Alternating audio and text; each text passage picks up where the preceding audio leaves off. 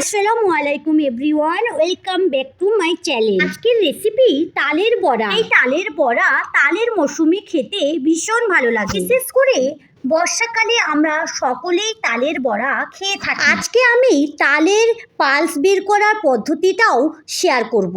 চলো দেখে নেওয়া যাক। তালের বড়া বা তাল ফুরুলি বানানোর জন্য এখানে আমি নিয়েছি দুটো পাকা তাল। সাধারণত দুই ধরনের তাল পাওয়া যায়, একটা কালো তাল আর একটা লালচে ধরনের তাল। কালো তালটা একটু মিষ্টি হয় আর যেটা লাল তাল রয়েছে ওটা একটু তেতো ধরনের হয়। তোমরা যখনই বাজার থেকে তাল কিনবে একটু দেখেই কিনবে। এখন তালের পালস বের করার জন্য আমি তালটাকে খুব ভালো করে ধুয়েও নেব, আর উপরের দিকে যে খোসাটা রয়েছে ওটা একটু হাতে ঘুরিয়ে ঘুরিয়ে নরম করে খোসাটা ছাড়িয়ে নিচ্ছি। এখানে খোসাটা ছাড়িয়ে নেওয়া হয়ে গেছে, খুব ভালো করে এটাকে ধুয়ে নেব। তালের মধ্যে অনেক কাদা থাকে। এখানে দেখো বন্ধুরা, তালের গায়ে যে কালো পাতলা আঁশের মতো একটা খোসা থাকে, ওই খোসাটা এইভাবে হাত দিয়ে তুললে খুব সহজেই উঠে যাচ্ছে। আমি কিন্তু এইভাবে আস্তে আস্তে তালের গায়ে যে খোসাগুলো তুলে ফেলবো। তোমরা যারা আমার ভিডিওটা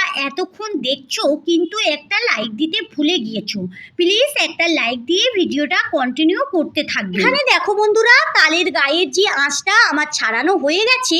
এবারে এর ভিতরে তিনটে আটি থাকে, অনেক সময় চারটেও হয়ে যায়, আবার দুটোও হয়ে যায়, সেটা তাল হিসাবে। এখানে কিন্তু আমি আটিগুলো আস্তে আস্তে আলাদা করে নিচ্ছি। এখানে দেখো আমি নিয়ে নিয়েছি একটা বড় সাইজের ডিশ, আর এখানে একটা হাঁড়ি, আর নিয়েছি একটা রুটি করার চাকতি। প্রথমেই যেটা করতে হবে সেটা হলো তালের পালস বের করতে হবে। এখানে আমি তালের একটা আটি ডিশের উপরে নিয়ে হাত দিয়ে এইভাবে মুতে নেব, কারণ আটির গায়ে যে পালসগুলো লেগে আছে সেই পালসগুলো খুব সহজেই নরম হয়ে যাবে। আর যখন আমি তালের পালস বের করব খুব তাড়াতাড়ি বেরিয়েও যাবে। কিভাবে সব তালের আটিগুলো এইভাবে করে নেব।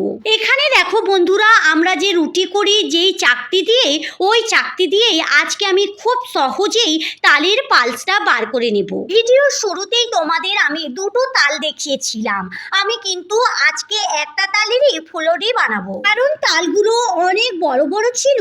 একটা তাল দিয়েই অনেক পালস বেরিয়েছিল আর অনেক ফুলুরিও হয়েছিল। তোমরা নিজেরাই দেখতে পাচ্ছ, বেশি ঝামেলা ছাড়াই আমি এইভাবে খুব সহজেই তালের পালস বের করে নিচ্ছি। তোমরা চাইলে এইভাবে একবার ট্রাই করে দেখতে পারো, অনেক সুবিধে হবে আর অনেক তাড়াতাড়িও তালের পালস বেরিয়ে যাবে।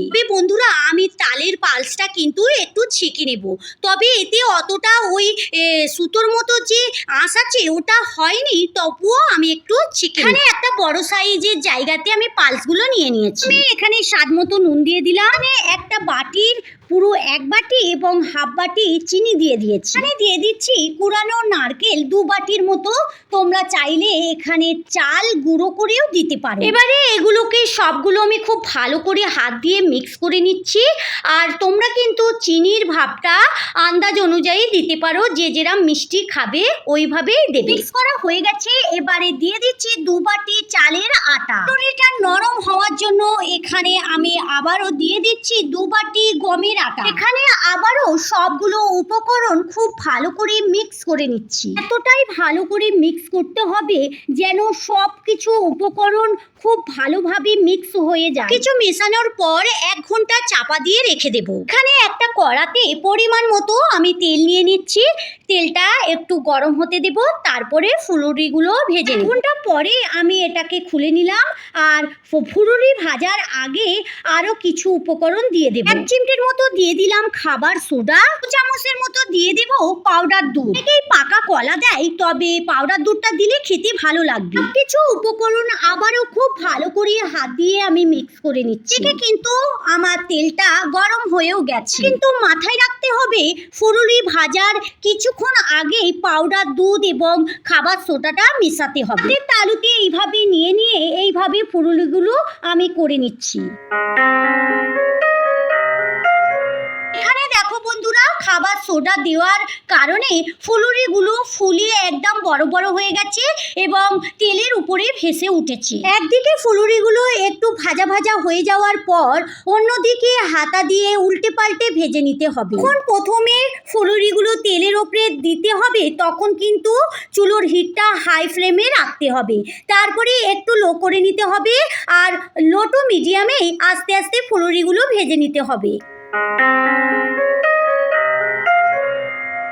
এদিকে দেখো ফুলুরিগুলো লাল লাল করে আমি খুব ভালো করে ভেজে নিয়েছি।